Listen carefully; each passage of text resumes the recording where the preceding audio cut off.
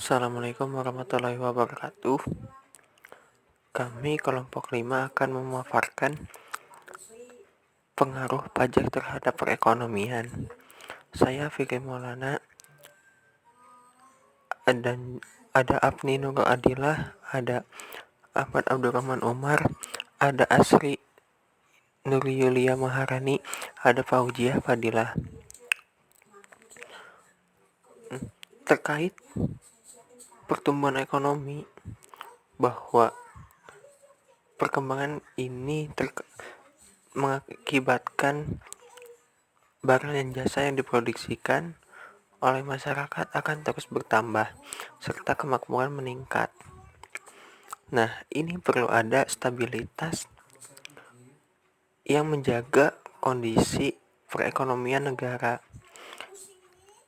terkait input maupun output dari ekonomi itu sendiri. Untuk input yang didapatkan, salah satunya lewat perpajakan yang ada.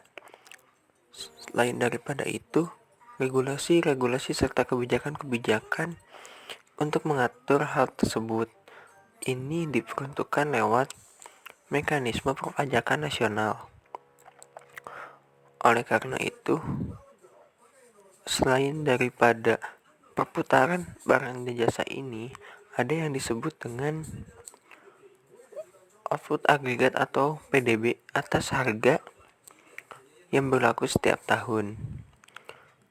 Nah, lalu kemudian tujuan ekonomi ini terkait ekonomi makro didefinisikan sebagai penetapan tujuan oleh pemerintah terhadap perekonomian negara. Belum lagi, ekonomi ini berkaitan soal kesempatan kerja penuh dan menghindari inflasi, pertumbuhan ekonomi, serta keseimbangan neraca pembayaran. Oleh karena itu, kebijakan pemerintah di bidang perpajakan merupakan bagian dari kebijakan fiskal yang pada akhirnya berpengaruh terhadap pencapaian ekonomi negara.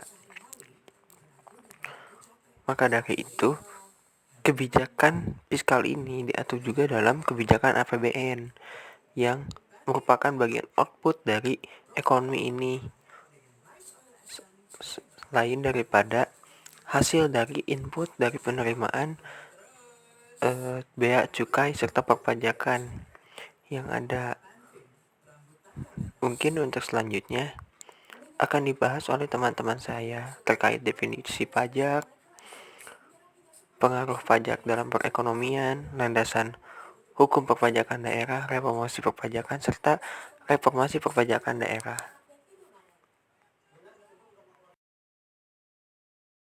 Oke, langsung saja kita bahas mengenai definisi pajak. Menurut Profesor Dr. P.J.A. Adriani, pajak adalah iuran kepada negara yang dapat dipaksakan yang terutang oleh mereka yang wajib membayarnya menurut peraturan, tanpa mendapat prestasi kembali yang langsung dapat ditunjuk dan yang kegunaannya untuk membiayai pengeluaran umum terkait dengan tugas negara dalam menyelenggarakan pemerintahan.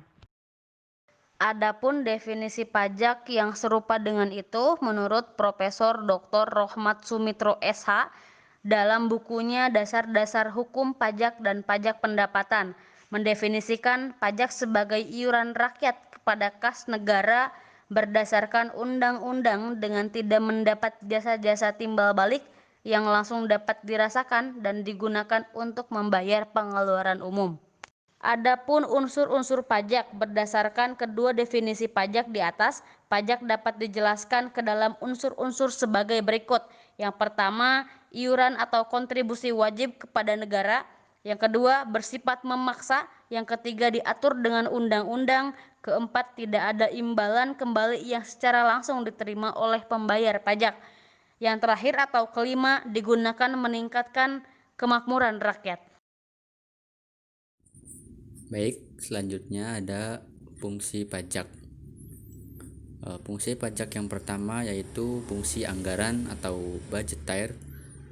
Pajak ini digunakan untuk pembiayaan rutin seperti belanja pegawai, belanja barang, pemeliharaan, dan lain sebagainya. Untuk pembiayaan pembangunan, uang dikeluarkan dari tabungan pemerintah, yakni penerimaan dalam negeri dikurangi pengeluaran rutin.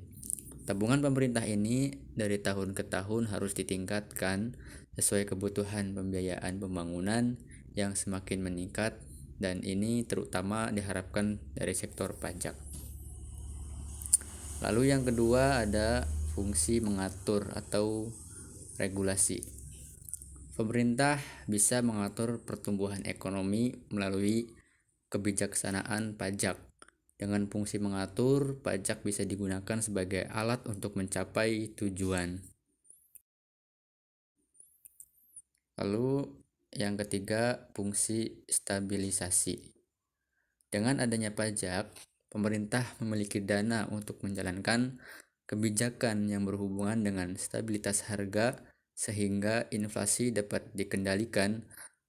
Hal ini bisa dilakukan antara lain dengan jalan mengatur peredaran uang di masyarakat, pemungutan pajak, penggunaan pajak yang efektif dan efisien.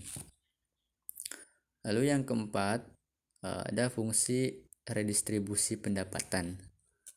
Pajak yang sudah dipungut oleh negara akan digunakan untuk membiayai semua kepentingan umum, termasuk juga untuk membiayai pembangunan, sehingga dapat membuka kesempatan kerja yang pada akhirnya akan dapat meningkatkan pendapatan masyarakat. Baik, terima kasih. Selanjutnya akan dilanjutkan oleh teman saya.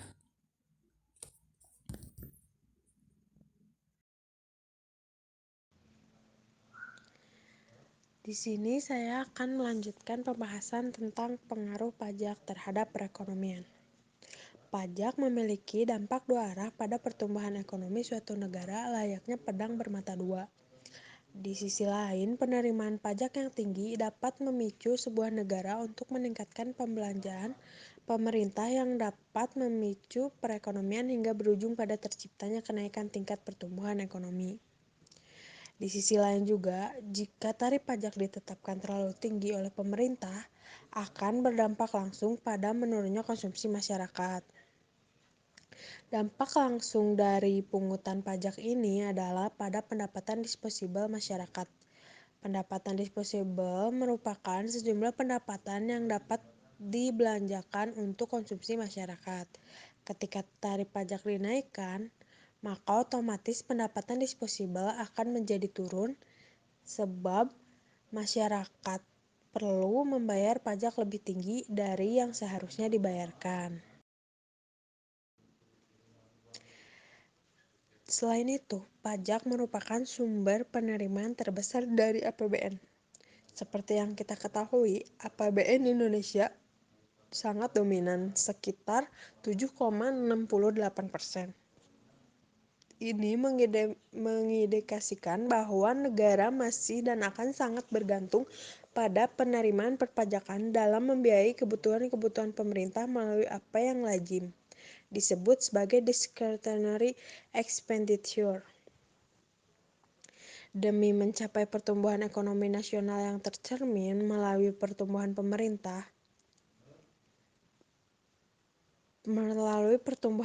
ekonomi, pemerintah perlu melakukan pembelanjaan yang memiliki multiplier effect pada pertumbuhan ekonomi itu sendiri. Dalam hal ini, pemerintah perlu menggenjot atau menekankan penerimaan negara, terutama pendapatan dalam negeri berupa penerimaan perpajakan dan penerimaan negara, bukan pajak melalui berbagai instrumen kebijakan fiskal.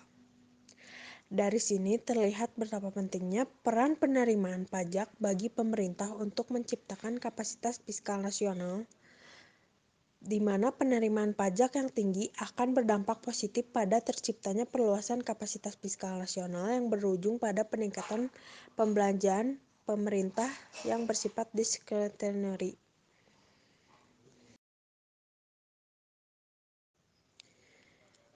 Pemerintah juga memiliki peran melalui instrumen kebijakan fiskal dalam menciptakan kebijakan yang berimbang terhadap jumlah pajak yang dapat dipungut dari pemerintah, yaitu 1. Menurunkan tarif pajak untuk meningkatkan daya beli masyarakat. 2. Menaikkan tarif pajak progresif untuk meningkatkan kapasitas fiskal nasional dan percepatan pemerataan ekonomi nasional. Dan 3. Tidak menaikkan atau menurunkan tarif pajak tetapi menggiatkan intensifikasi dan ekstensifikasi di bidang penggalian potensi perpajakan.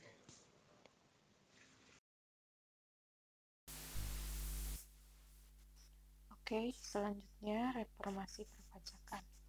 Reformasi perpajakan mencakup perumusan kebijakan dalam bentuk peraturan dan pelaksanaan dari peraturan yang diarahkan untuk menghasilkan penerimaan pajak yang berkesinambungan. Tugas utama reformasi perpajakan adalah mencapai efektivitas yang tinggi dan efisiensi yang seoptimal mungkin. Efektif dalam arti pemerintahan daerah mampu menciptakan tingkat kepatuhan yang tinggi bagi para wajib pajak, dan efisien berarti pemerintah daerah dapat mencapai biaya administrasi per unit penerimaan pajak sehemat mungkin. Untuk selanjutnya adalah reformasi perpajakan daerah. Reformasi perpajakan daerah di Indonesia sudah berlangsung selama kurang lebih 20 tahun. Reformasi ini berlangsung dalam 3 fase. Fase pertama dimulai sejak diresmikannya Undang-Undang Republik Indonesia Nomor 18 Tahun 1997 tentang pajak daerah dan retribusi daerah. Kemudian fase kedua dengan Undang-Undang Republik Indonesia Nomor 34 Tahun 2000. Dan fase ketiga dengan dikeluarkannya Undang-Undang Republik Indonesia Nomor 28 Tahun 2009 tentang pajak daerah dan retribusi daerah. Tujuan dari reformasi perpajakan tersebut adalah untuk meningkatkan penerimaan daerah dari sektor perpajakan yang pada akhirnya akan digunakan untuk kemakmuran rakyat melalui pertumbuhan ekonomi dan pembangunan daerah. Pada kondisi ideal, penerimaan pajak yang tinggi akan meningkatkan pertumbuhan ekonomi. Namun, penerimaan pajak yang tinggi tidak selamanya menghasilkan pertumbuhan ekonomi yang tinggi pula. Hal ini dapat terjadi karena penerimaan pajak tidak digunakan untuk mendanai proyek atau kegiatan yang produktif. Baik, untuk yang terakhir kita langsung kepada kesimpulan. Perlu disadari bahwa pajak mempunyai pengaruh yang besar terhadap perekonomian, terutama pada perekonomian Indonesia. Karena sektor penerimaan keuangan negara yang pokok di Indonesia salah satunya adalah pajak, di mana perpajakan yang efisien dilaksanakan dengan suatu cara dapat membantu pembagian pendapatan yang lebih merata, dapat membantu untuk memberikan dorongan tingkat pertumbuhan ekonomi, dan memperkuat kebijaksanaan pengeluaran anggaran yang dilaksanakan oleh sistem administrasi. Karena begitu pentingnya pajak, apabila pajak ternyata dimanipulasi atau disalahgunakan oleh kepentingan beberapa pihak, ini tentu akan merugikan negara. Hal ini akan merugikan negara, baik dilakukan secara sengaja ataupun tidak. Ini akan berdampak untuk perkembangan ekonomi dan pertumbuhan pembangunan di Indonesia. Mungkin segitu penjelasan dari kami. Sekian, mohon maaf bila banyak kesalahan. Wassalamualaikum warahmatullahi wabarakatuh.